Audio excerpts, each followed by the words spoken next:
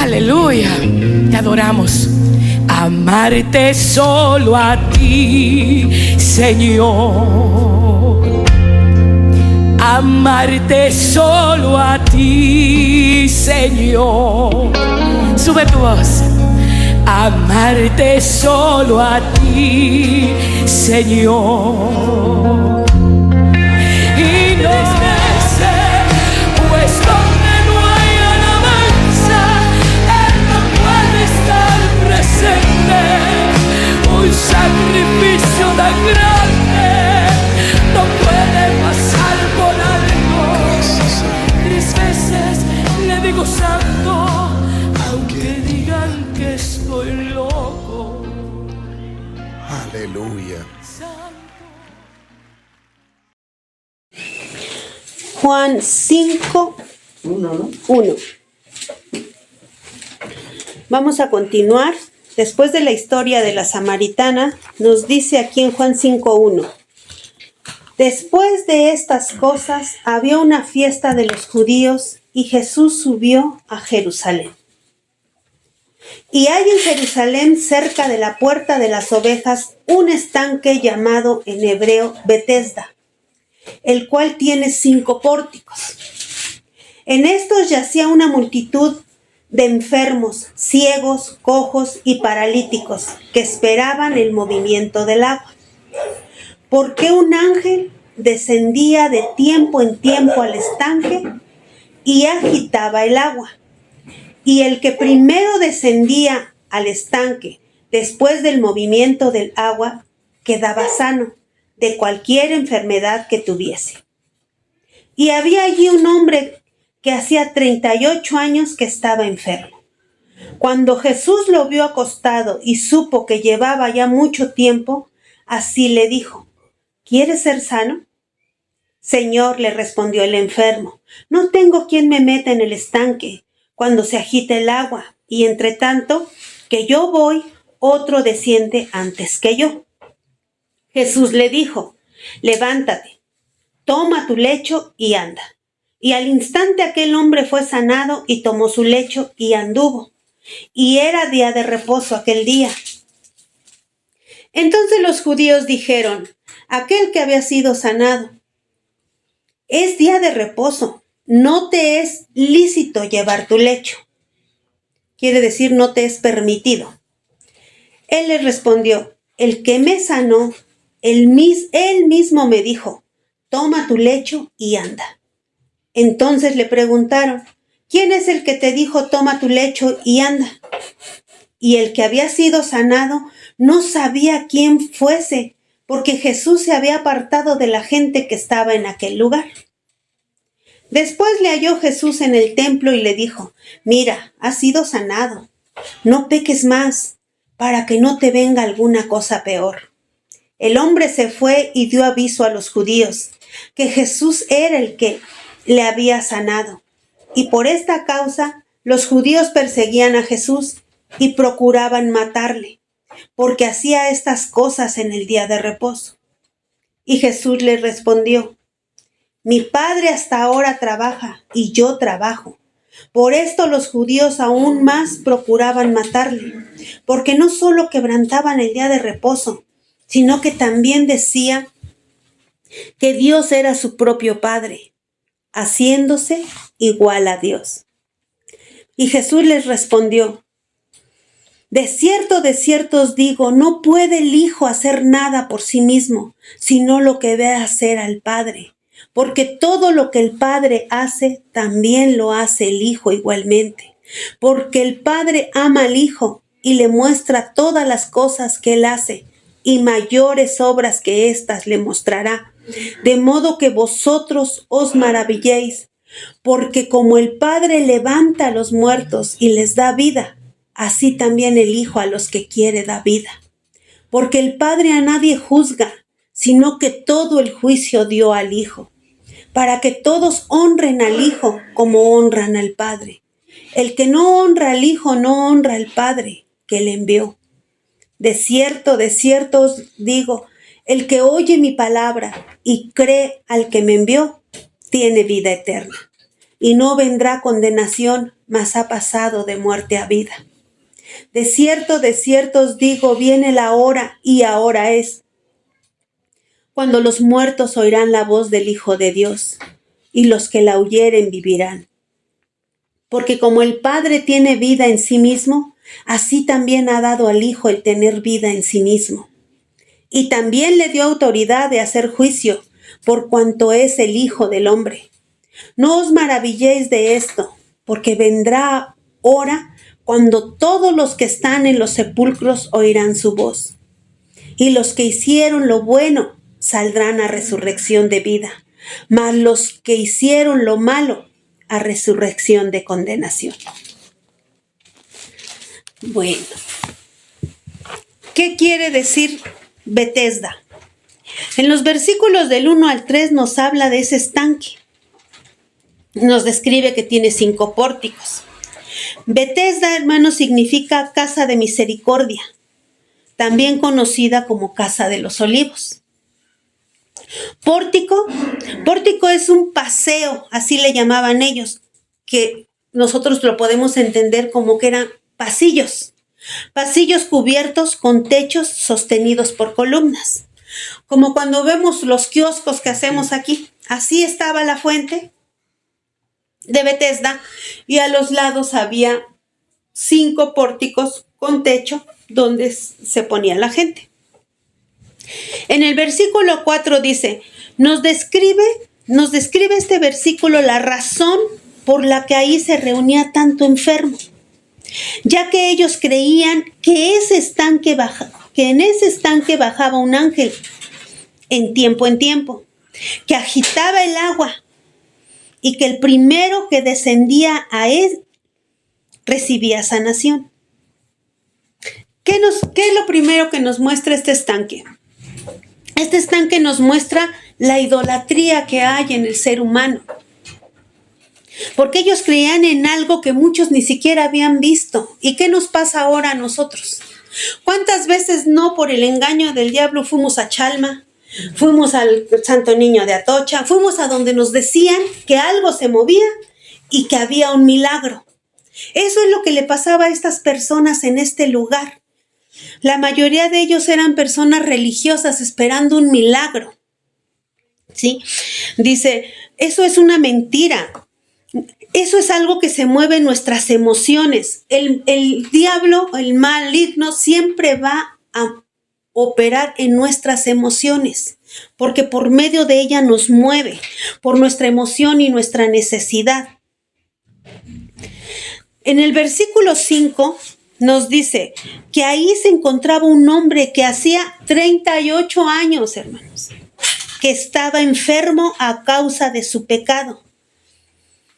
¿Por qué les digo que fue a causa de su pecado? Porque más adelante en el versículo 14 vamos a poder leer que dice que Jesús le dice, has sido sanado, no peques más. Por eso es que yo les digo que este hombre estaba enfermo a causa de su pecado. La mayoría de nosotros, hermanos, tenemos una enfermedad física o mental a causa de nuestras acciones y nuestras decisiones. Eso es lo que nos lleva, porque todo lo que viene de Dios, desde que Él sopló vida en nosotros, es bueno. Pero nosotros en nuestro caminar, por cómo fuimos formados, vamos haciendo que tengamos esa consecuencia de nuestras acciones y decisiones. En el versículo 6, cuando Jesús lo vio, le preguntó, ¿quieres ser sano? Nuestro primer pensamiento podría ser, ¿por qué el Señor le pregunta si quiere ser sano? Hermanos, este hombre está enfermo. Está en un lugar donde le han dicho y ha escuchado que ahí en ese estanque, si él entra, él va a ser sano. Él va a ser sanado. Pues por supuesto que él quiere ser sano. Y la primera pregunta es, ¿por qué el Señor le hace esa pregunta? Hay 2 motivos para hacer esta pregunta. Jesús quería producir en este hombre esperanza. ¿Por qué? Porque era un hombre que estaba lisiado, era paralítico. no podía ir al estanque. Por más que él siga, si no había habido un ser humano que le dijera, yo te llevo al estanque en cuanto el ángel esté moviendo la mano. Ya no tenía esperanza, tenía 38 años en esa situación. Llega el momento en que perdemos la esperanza. Y Jesús quería producir esperanza en el hombre, porque su caso para el hombre era imposible en su humanidad. La segunda cosa que quería el Señor Jesús mover en este hombre era que quitara los ojos del estanque y que su mirada la pusiera en él. ¿Cuántas veces nosotros ahora, en mi actualidad, en mi persona, estoy fija en mi aflicción, en mi dolor? Hasta decimos mi diabetes, o sea, ya no la arropamos. Tenemos la mirada puesta en la aflicción, en la situación. No miramos a otro lado. Por eso es que Jesús quería que él quitara los ojos del estanque. Quería apartarlo de algo que ya estaba siendo su rutina de este hombre. Este hombre en mucho tiempo no había visto otra posibilidad que no fuera el estanque. Hebreos 12:2 dice, puestos los ojos en Jesús. Eso quería Jesús, que volviera la vista y pusiera los ojos en él. Cuando Jesús le pregunta si quiere ser sano, el hombre se sorprende y quita la mirada del estanque y ve a Jesús y le contesta. Versículo 7. Señor, claro que quiero ser sano, pero no tengo quien me meta en el estanque para que yo sea sanado. Este es el problema de muchos de nosotros, lo que les acabo de decir, que nosotros nos la pasamos esperando que algo pase, esperando siempre que una emoción me sobrevenga. Y luego estamos los que posponemos tomar una decisión por Cristo. No estamos dispuestos a volvernos a Él. Muchos llega el Señor, toca la puerta y no le abrimos. No estamos dispuestos. Seguimos tan enfocados en nuestra situación que no quitamos la mirada de ahí y no vimos cuando Él pasó. Porque estamos buscando una emoción, buscando algo que suceda. Hoy en día unos tenemos puestos los ojos en algún negocio, esperando que algo suceda ahí rápido para enriquecerme, porque esa es mi necesidad. O sumergidos en la aflicción a causa de una enfermedad que no nos permite ver más allá. Hay otros los que acuden a un individuo por lo que han escuchado que ha sucedido a ellos, esperando que en ellos también suceda. Y este es otro error, hermanos. Nosotros somos hijos de un Dios creativo. Somos hijos de un Dios tan poderoso y nos hizo únicos e irrepetibles. Lo que a mí me funcione no siempre te va a funcionar a ti, porque la circunstancia y la situación de cada hijo de Dios es diferente. Pero la mayoría de las personas nos dejamos llevar porque si ahí a él lo sanaron, yo voy a ir ahí porque ahí me va a sanar a mí. Pero quizás no es lo que yo necesito. Yo lo necesito a él porque él tiene lo que yo necesito. Él lo sabe. Yo no debo recurrir a otro lugar ni a otra forma. En el versículo 8, Jesús le dijo, levántate, toma tu lecho y anda. Cuando Jesús le dice esto, el hombre había quitado los ojos del estanque y estaba viendo a Jesús. Cuando él escuchó su voz, se despertó su esperanza porque había llegado un hombre que se había acercado a él a preguntarle. Cuando quizás en mucho tiempo nadie ni siquiera le preguntaba si necesitaba ayuda o qué es lo que quería. Ya había aquí conseguido Jesús los dos primeros propósitos que quería en este hombre, que era despertar su esperanza, que era quitar los ojos del estanque, y cuando él le ordena que se levante y tome su lecho, él obedece. 3 cosas fundamentales que pasaron para que este hombre recibiera su milagro. Dice en el versículo 9, y al instante fue sanado, tomó su lecho y anduvo. Pero ¿el hombre hizo algo o no hizo? Nada se recibe sin mover una mano, hermanos. Esto es algo que tenemos que ver, cómo se fue dando el proceso del milagro de este hombre, cómo el Señor metió la mano para que se produjera. Pero no olvidemos algo, era un día de reposo. Era el día de reposo donde en ese lugar, en esos tiempos y en la ley, porque todavía estábamos en la dispensación de la ley, era algo que los religiosos respetaban. Y Cristo ya estaba en la tierra y Él ya venía haciendo lo que ya le era permitido por Dios, pero estos hombres no entendían. ¿Sí? Entonces, dice en el versículo 10, los judíos le dijeron a aquel que había sido sanado, es día de reposo, no te es lícito, permitido, llevar tu lecho. Entiéndase que cuando dice judíos, se refiere, hermanos, a los fariseos, saduceos, los escribas de la ley, no a todos los judíos, porque hubo judíos que creyeron y hubo judíos que no. Pero la Biblia en realidad no te especifica, te dice judíos. Pero en realidad se refería a los fariseos, saduceos y escribas de la ley. Los enemigos de Jesús, al ver al hombre, solo veían que él llevaba su lecho en sus manos. Véase lo ridículo de estos hombres, de estos líderes religiosos. Lo acusaban y se turbaban porque llevaba su lecho en el día de reposo. No prestaron atención en ningún momento que el hombre estaba sano, que el hombre estaba caminando, que el hombre ya no tenía dolor, que el hombre ya no estaba en la situación en la que estaba antes de su encuentro con el Señor.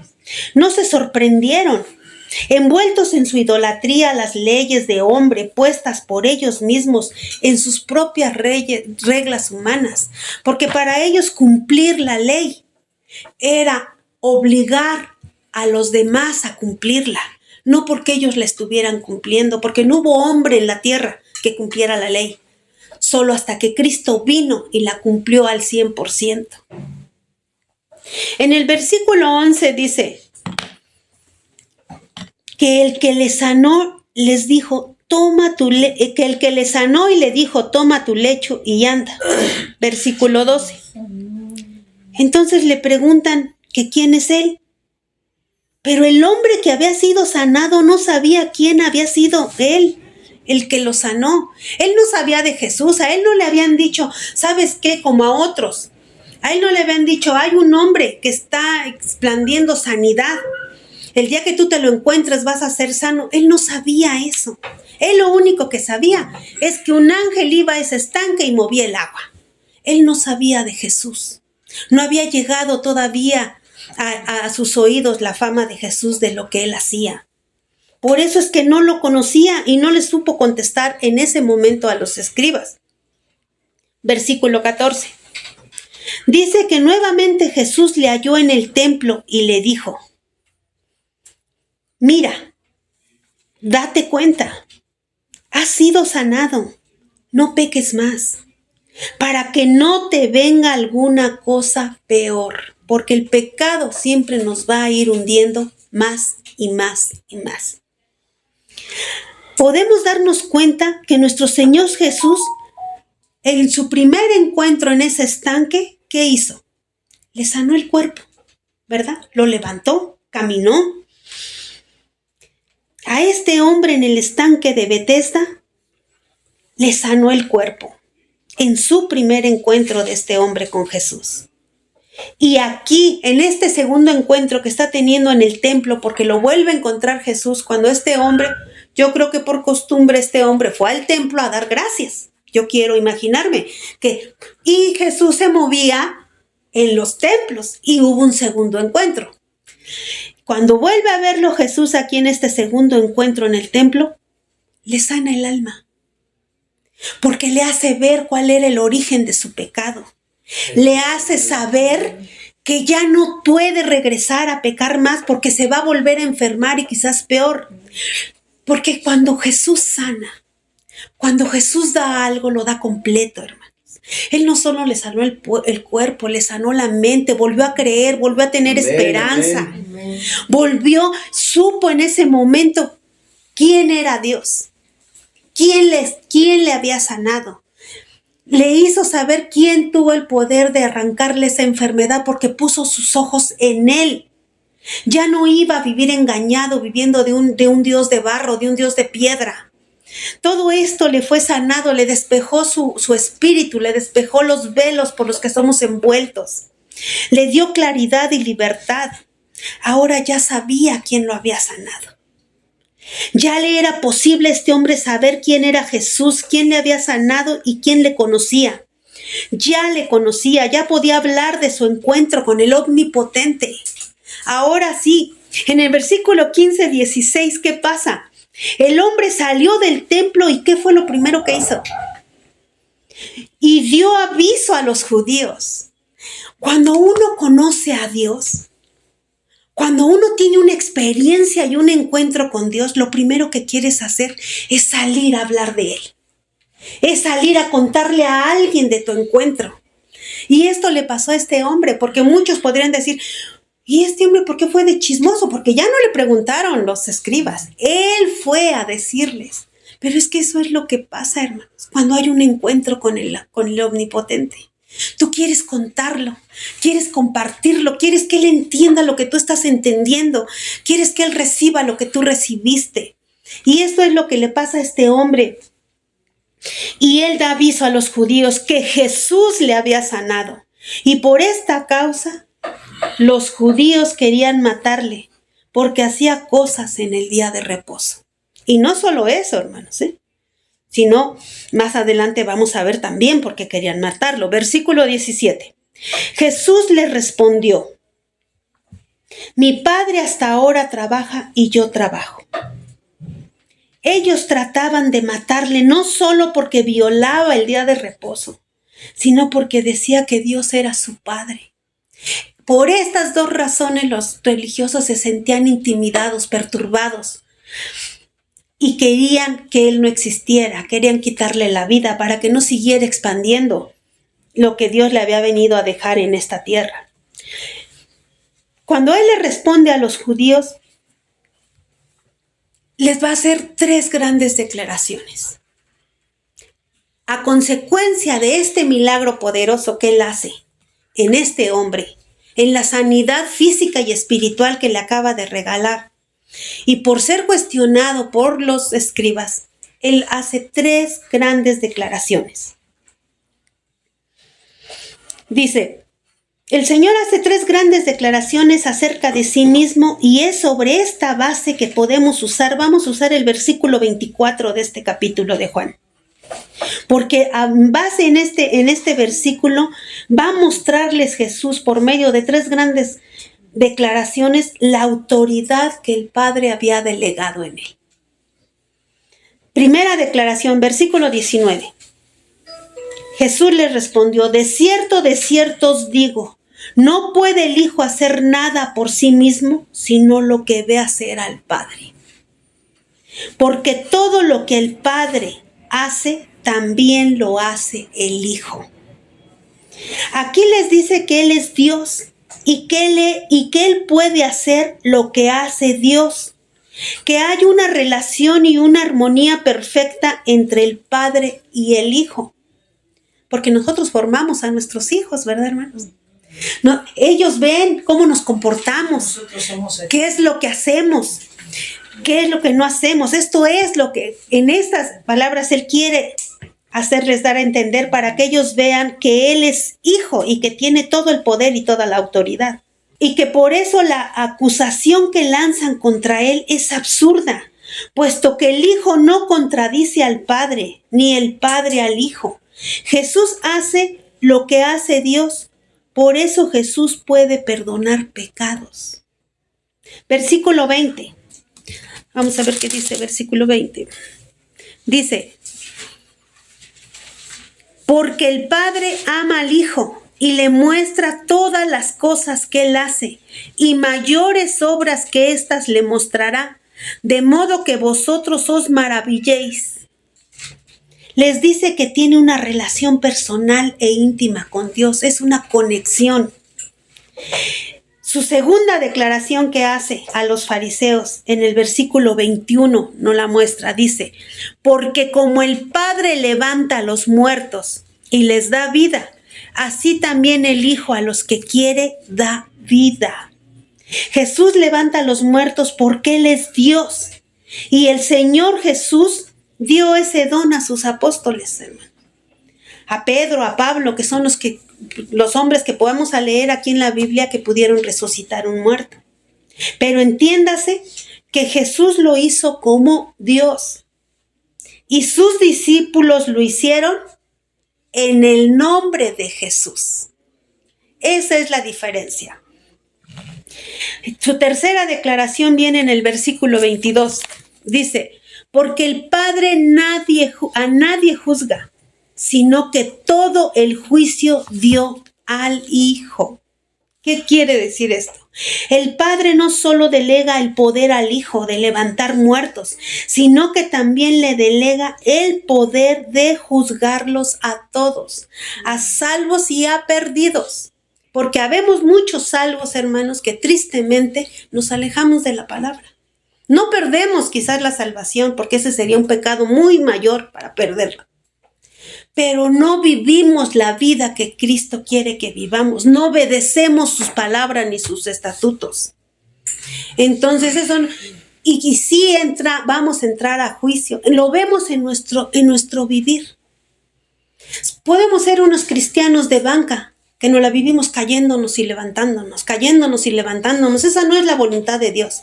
Es porque yo no estoy haciendo mi parte. Y a eso se refiere cuando quiere decir a salvos y a perdidos. ¿Perdidos a quiénes se refiere? A los que no van a alcanzar a recibir a Cristo. Los que tristemente se han ido de este mundo sin recibir a Cristo. Porque solo hay un camino y es Cristo. Y la palabra dice que con la boca se confiesa para ser salvo.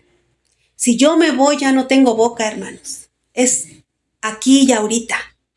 Yo tengo que confesar con mi boca para yo poder ser salva, para yo recibir esa vida eterna, esa salvación que Cristo vino en esta primera venida a rescatarnos, a darnos vida. Recordemos que Jesús estaba ahí frente a ellos porque había venido a morir por nosotros para darnos salvación y vida eterna. Pero dice en Mateo 25, 31, 32, 25, 31, 32, dice, cuando el Hijo del Hombre venga en su gloria y todos los santos ángeles con él, entonces se sentará en su trono de gloria. Y serán reunidos delante de él todas las naciones y apartará los unos de los otros como aparta el pastor las ovejas de los cabritos.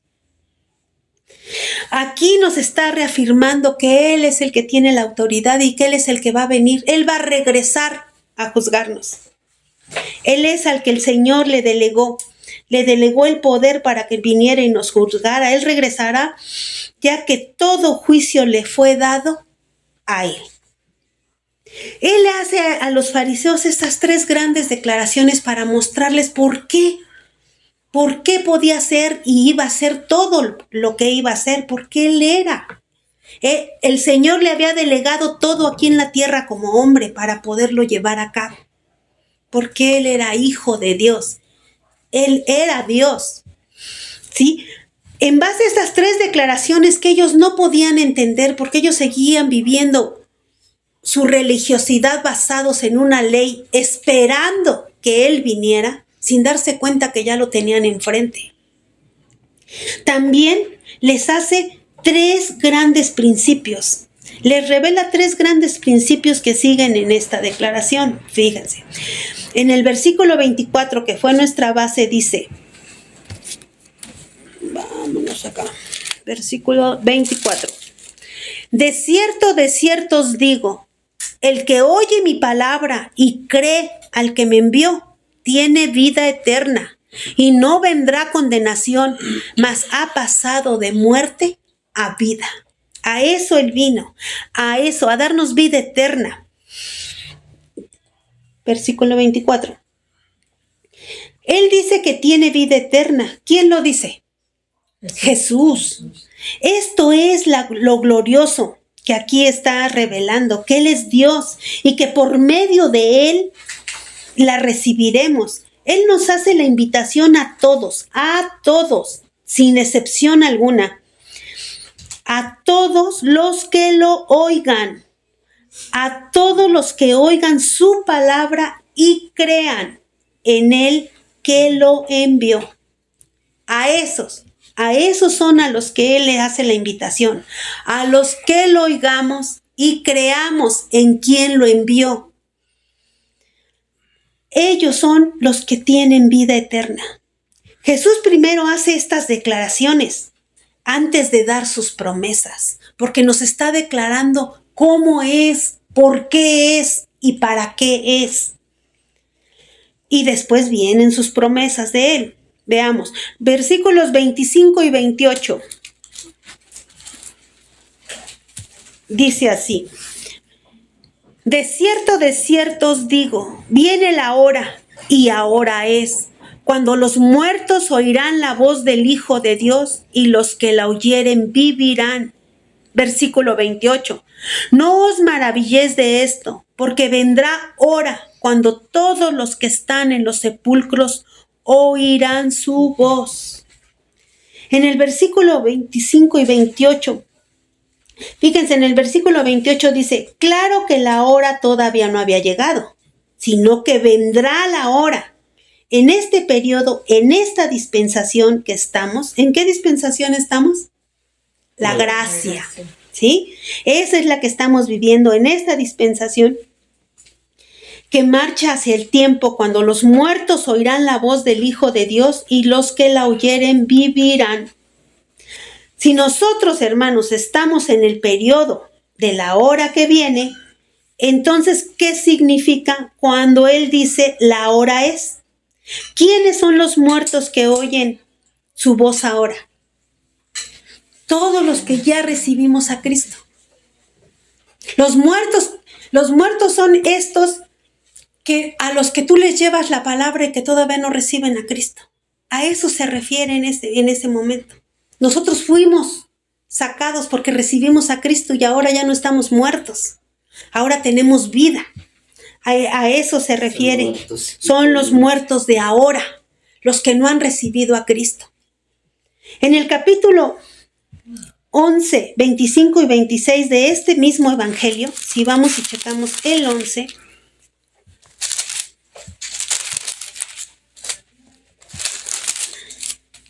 once, 25 y 26. Dice, en el capítulo 11, 25 de este evangelio, dice que Jesús resucitó a Lázaro de los muertos. Jesús le dice a sus hermanos, yo soy la resurrección y la vida. El que cree en mí, aunque esté muerto, vivirá. Y todo aquel que viva y cree en mí, no morirá eternamente. Nótense estas palabras, aunque esté muerto. Se refiere a la muerte espiritual. Muerte significa separación de Dios. La hora viene cuando aquellos que están en el sepulcro oirán su voz y vivirán. La hora es ahora, cuando aquellos que están muertos espiritualmente oyen su voz y viven. Los que pasan a ser salvos. El apóstol Pablo escribió a los Efesios en Efesios 2:1 que Él nos dio vida a vosotros cuando estábamos muertos en vuestros delitos y pecados. Esta es la condición espiritual de todos los que no han recibido a Jesús en su corazón en este mundo lleno de pecado. Por eso Él nos dice en el versículo 24 de este evangelio, el que oye mi palabra y cree al que me envió tiene vida eterna y no vendrá condenación, mas ha pasado de muerte espiritual a vida. Entonces en los versículos 25 y 28 Jesús nos habla de dos cosas. La expresión ahora indica que Jesús da la vida espiritual ahora mismo. La hora que viene se refiere a cuando levantará a los muertos del sepulcro, por cuanto Dios dio al Hijo todo juicio. Esto nos lo dijo en el versículo 22, que Él le daba la autoridad al Hijo para que Él viniera a juzgarnos. ¿Cuándo va a pasar esto? Cuando Él venga. En el versículo 29 dice, y los que hicieron lo bueno saldrán a resurrección de vida, mas los que hicieron lo malo a resurrección de condenación. Una mejor traducción de la palabra condenación sería juicio.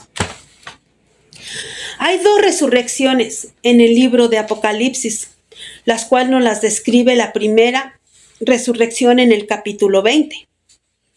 La segunda resurrección, en los últimos versículos, nos habla de ella. Cuando tengan tiempo en casa, lean Apocalipsis capítulo 20 y les va a hablar de las dos resurrecciones que hay. La primera resurrección será la de todos los salvos. Este es el gran evento del Señor. También lo llamamos o se conoce como el rapto o el arrebatamiento de la iglesia. El apóstol Pablo se refiere a este evento en la carta a los tesalonicenses. En el versículo 4:17 dice, nosotros los que vivimos, los que hayamos quedado, seremos arrebatados juntamente con ellos en las nubes para recibir al Señor en el aire y así estaremos siempre con Él. Aleluya. Cristo puede venir en cualquier momento a arrebatar a su iglesia. Esto solo es una parte de la primera resurrección, ya que en la tribulación muchos se convertirán a Cristo y por su fe llegarán a ser mártires y serán levantados al fin del periodo de la gran tribulación junto con los santos del Antiguo Testamento. Serán levantados para vivir por siempre con Jesucristo. Esa será la primera resurrección de vida, como la llamó nuestro Señor Jesús.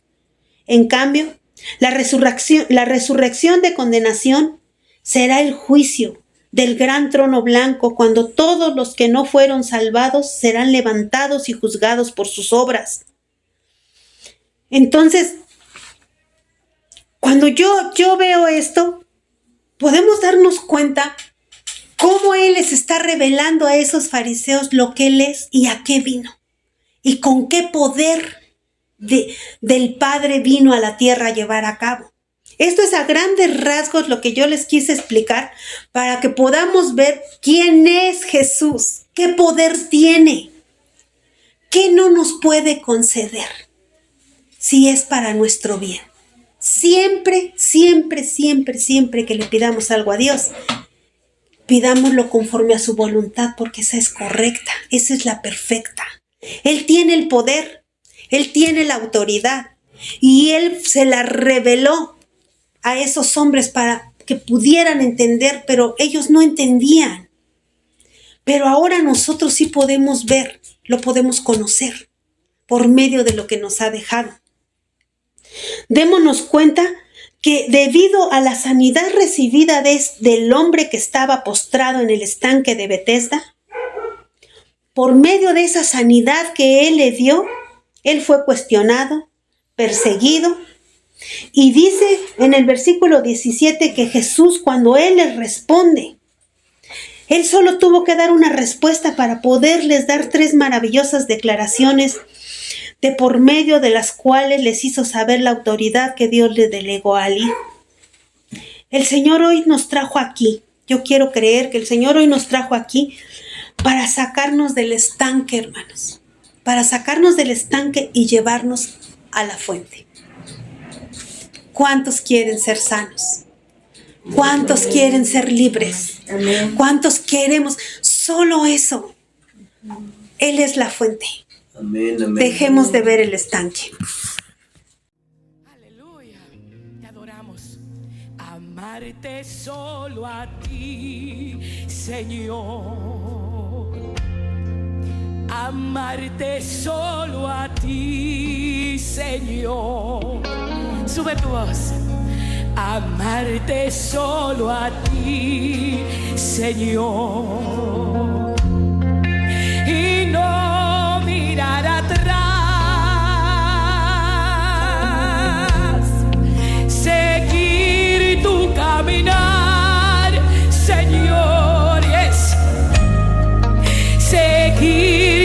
desmayar, Señor. Postrado ante tu altar, Señor. Y diga, no mirar atrás, y no mirar atrás. Amarte solo a ti, amarte. El que no le alaba, el alma se me entristece, pues donde no hay alabanza, Él no puede estar presente. Un sacrificio tan grande no puede pasar por alto. 3 veces le digo santo, aunque digan que estoy loco.